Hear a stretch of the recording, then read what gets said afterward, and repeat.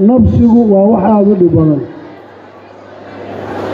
waxaan rabaa inaan saaxiibkay Muuse bixi ilaahdo Muuse waxa aad ugu shalay diiday maanta ay isku dayin inaad ku dhacdo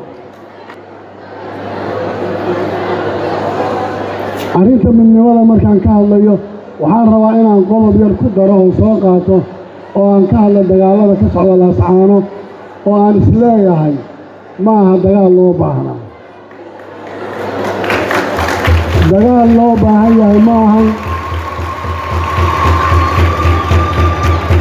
in maanta intaasoo dhiiga ay daadatana odayaashii reer Hargeysa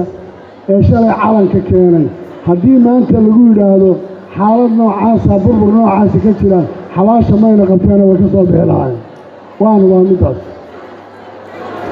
sidaa daraaddeed waxaan rabaa inaan idhaahdo war wax walba oo xal lagu dhammayn karo in xabad lagu raadiyo xal ma noqonayso dadka reer waqooyigii shalay iyaga calanka keenay 1960kii way ku ammaanaayeen way ku sharfanaayeen waxay sheegteen oo waxay yiraahdeen dawladdii jirtay baa dhibaato noo geysatay oo waxbaan qabnaa soo ayaan darro kale ma aha waxaad adigu shalay diidanayd ee sheeganaysay inaad adigu maanta intaad samayso waxaad wada hadal ku xallin karto lagu dhammayn karayo in maanta madfac iyo xabad la isugu hayo waxaan rabaa arrinta Laascaano inaan ku baaqo in xabad joojin aan shuruud lahayn la sameeyo ciidamada joogo dhanna la kala qaado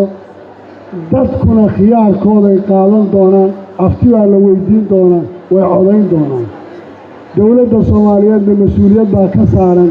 mujtamaca Soomaaliyeed waxa ku dhacaya guriga la burburinayo hooyada barakacaysa iyo dhibaatada xalkuna kuma jira xabad iyo madfac iyo la isku soo duulo hadday taasi socotana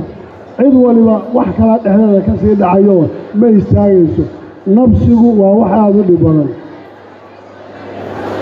waxaan rabaa inaan saaxiibkay Muuse bixi ilaahdo Muuse waxa aad ugu shalay diiday maanta ay isku dayin inaad ku dhacdo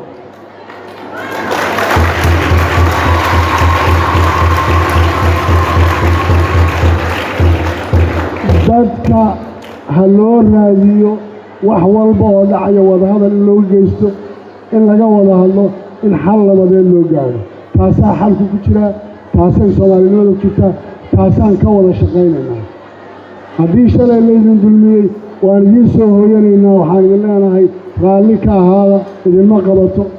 waxaad maanta geysanaysaanna waxaan idin leenahay gacantaan idinka haynaayo joojiya waa khalada